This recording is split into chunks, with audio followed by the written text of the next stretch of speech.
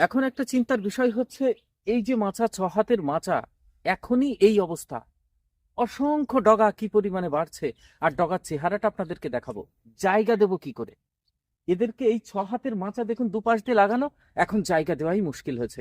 আপনি যদি ভিডিওটা দেখেন, অল্প একটু আপনাদের ডগাগুলো দেখাবো। সত্যি একদম দেখার মতো হয়েছে। যখন বীজ নির্বাচনের ভিডিও দিয়েছিলাম, তখন আপনাদেরকে কিন্তু জানিয়েছিলাম দাম কিন্তু প্রথমে আপনি 50 টাকা করে পাবেন।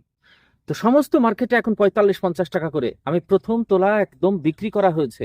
আর গাছে কেমন ধরেছে সেটা অবশ্যই আপনাদেরকে দেখাবো। এই সেদিন দেখুন বীজ নির্বাচন, তারপরে রোপণ, আজকে বিক্রি করা শুরু করেছি। 50 টাকা করে যেটা আশা করেছিলাম সেটাই পেয়েছি। এই দাম কিন্তু আরো বাড়বে।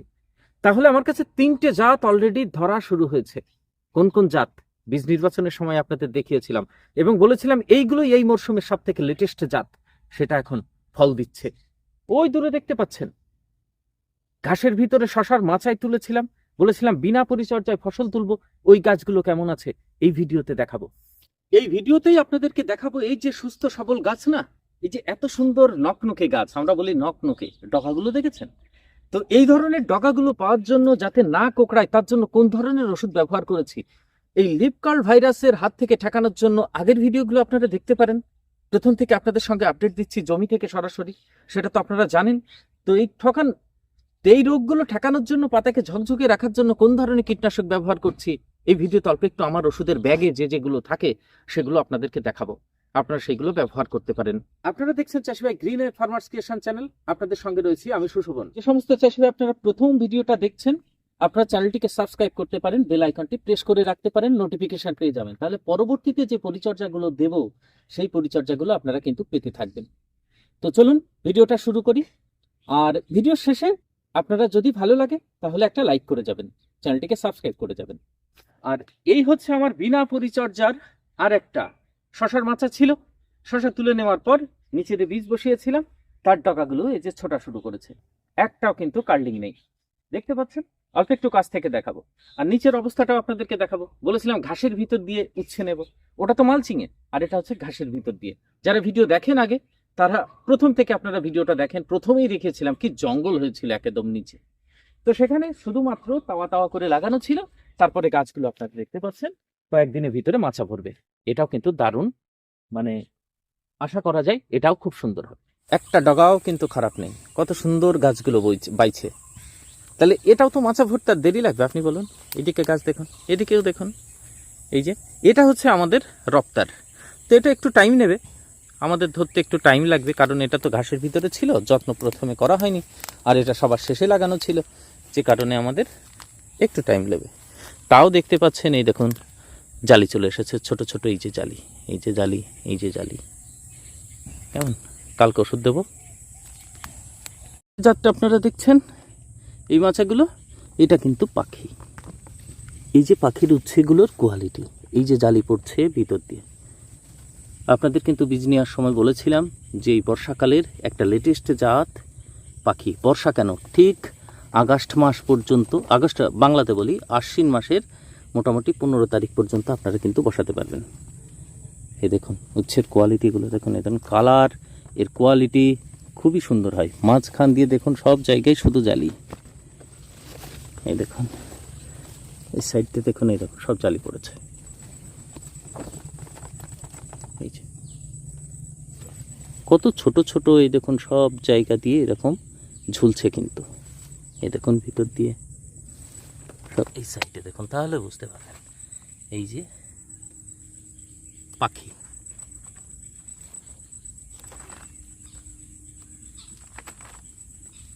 এই দেখুন সব জালি পড়েছে। যখন বড় হবে অবশ্যই আপনাদেরকে দেখাবো।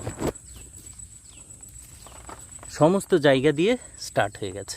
মাছে দেখছেন, এটা হচ্ছে একদম নতুন জাত, পরীক্ষা চলছে, সমস্ত কিছু ঠিক আছে, গাছের ভিগর, গ্রোথ সব কিছু ওকে, রোগ প্রতিরোধ ক্ষমতা ভালো, কোনো কার্লিং নেই। এটা হচ্ছে বচ্চন সেগমেন্টের একটা নতুন জাত। আপনাদেরকে দেখাই ধরনটা কেমন হয়েছে। আমি নিচে যাই, নিচে গিয়ে আপনাদেরকে দেখাবো একটু এই যে উচ্ছেগুলো কেমন হয় আপনাদেরকে দেখাই। এই যে পাতাটা অল্প একটু ছিঁড়ি, তাহলে আপনাদের দেখাতে সুবিধা হবে। ভিতরে নেই,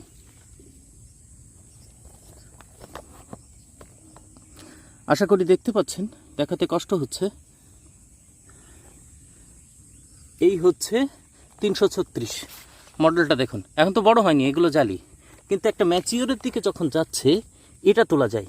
এই হচ্ছে আমার 336। তো 336 দেখতে দেখতে আপনি অল্প একটু ওয়েট করবেন। আমার ওই জমি থেকে আপনাদেরকে দেখাবো, যেটা ঝিঙের জমিতে, সেটাও বিনা চাষে বিনা পরিচর্যার, সেটা হচ্ছে আপনার বচ্চন। বচ্চন কেমন হয়, তাহলে তিনটে জাত আপনাদেরকে দেখাচ্ছি, পাখি, 336 আর বচ্চন। ধরা স্টার্ট হয়েছে। নিচের এই যে ঘাসগুলো আছে মেরে দিতে হবে আমাদের। এই সমা ঘাসগুলো দুদিনের ভিতরে মারবো, আর পোড়া টোড়া কিন্তু কিছু দেবো না। দেখতে পাচ্ছেন ধরন। সাইজ নিয়ে কোনো কথা হবে না, কালার নিয়ে কোনো কথা হবে না। 336 ভালো ধরেছে, আমি কিন্তু খুশি। গাছ নিয়ে, গাছের ভিগন নিয়ে, গাছের ধরন নিয়ে, সমস্ত কিছু নিয়ে ভীষণ খুশি। এই যে নিচে একটা ঝুলছে, এই সাইজগুলো নিতে পারবেন। আপনার তুলে দেখাই, অল্প একটা তুলে দেখাই, এই যে সাইজটা, এগুলো সব আপনি মার্কেটিং করতে পারবেন। এই খেয়াল করেছেন, এটাও নিতে পারবেন। তো এভারেজ এইরকম একটা সাইজ আসবে। এটা কিন্তু ভীষণ শক্ত একটা জাত, মানে ভীষণ শক্ত এবং ওজনদার জাত। তো দেখুন ধরনও কত কত, দেখুন এই দেখুন জালি এসেছে। এখানে তো কোনো পরিচর্যা নেই, না মাটি আমার চাষ দেওয়া আছে, না মাটিতে সার দেওয়া আছে।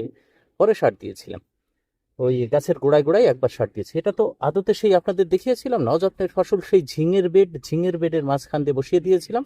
এখন মাছা প্রায় সব মানে ছুঁয়ে গেছে ওপরে, নিচ থেকে ধরনের স্টার্ট হয়েছে। প্রথম তুলব আজ, কেমন? তো আপনাদের দেখিয়ে দিই। দেখুন একটা গাছে আজকে প্রথম তুলছি, তো একটা গাছে কতগুলো নেওয়া যায় মোটামুটি। এ দেখুন 7টা তুলে ফেলেছি। আর এখানে দেখুন কত, এই দেখুন অবস্থা। এই গাছটাতে দেখুন, এখানে মানে 1.5 কিলো মতো হবে। দেখুন